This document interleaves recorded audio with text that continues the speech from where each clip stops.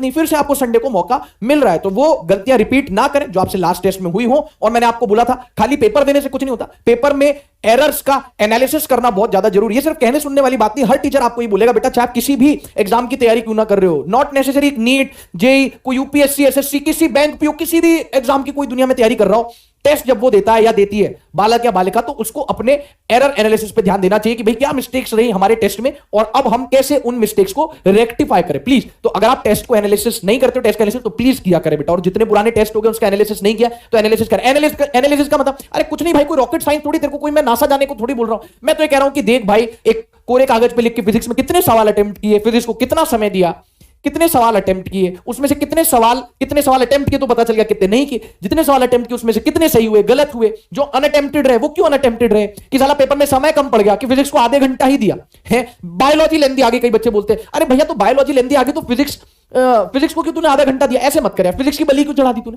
है ना, ऐसा मत करो। फिजिक्स को कम से कम 60 मिनट तो देना ही देना है। आप सब जानते हैं बेटा कि बायो और केमिस्ट्री में अपन थोड़ा सा कम समय भी दे सकते हैं। कई बच्चे जो होते हैं बहुत ही खुखार बच्चे होते हैं, 45 मिनट में केमिस्ट्री पूरी, 35-40 मिनट्स में बायो पूरी। मैं आपको ऐसा करने नहीं बोल रहा हूं, मैं बस इतना बोल रहा हूं फिजिक्स को कम से कम 60 मिनट तो दो। देखो 20 मिनट दोगे फिजिक्स को तो 20 मिनट वाले नंबर आएंगे, आधा घंटा दोगे फिजिक्स को आधे घंटे वाले नंबर आएंगे। आप समझो मेरी बात। हाँ, तो जो पेपर में अनअटेम्प्टेड रह गए वो क्यों अनअटेम्प्टेड रहे, समय कम पड़ गया, या फिर सवाल पढ़ के ही समझ में नहीं आया, या फिर फॉर्मूला सवाल पढ़ के तो समझ में आ गया पर दिमाग में फॉर्मूला स्ट्राइक नहीं किया, है ना, वो आप देखो। फिर जो सवाल सही हुआ तो अच्छी बात है, और जो गलत हुए वो क्यों गलत हुए, गलत फॉर्मूला लगा दिया क्या, या एकदम आते आते बीच में कोई प्लस माइनस की गलती कर दी क्या। सही बात है कि आंसर सही निकाल लिया, कई बच्चों के साथ ये भी होता है आंसर सही निकाल लिया पर ओएमआर में खैर आप तो ऑनलाइन पेपर दे रहे हैं, लेकिन अपने को तो उसके लिए रेडी रहना ना, किसके लिए, पेन पेपर के लिए। कई बच्चे क्या करते हैं ऑफलाइन वाले एग्जाम में कि भैया आंसर सही निकाल लिया बबल गलत भर दिया। तो आप प्लीज ऐसा एनालिसिस करें। और फिजिक्स को आई वुड सजेस्ट कि आप हो सके तो बीच में ही कर ले, लास्ट के लिए मत छोड़ें, बाकी वो अपना पर्सनल प्रेफरेंस है। लेकिन अगर लास्ट में भी करें, 1 घंटा अटेम्प्ट करने, ऐसे नहीं कि 60 मिनट दिए उसमें से 15 मिनट ओएमआर भरने के लिए, नहीं भाई, फिजिक्स को सॉल्व करने के लिए 60 मिनट्स तो कम से कम दीजिए प्लीज, है ना।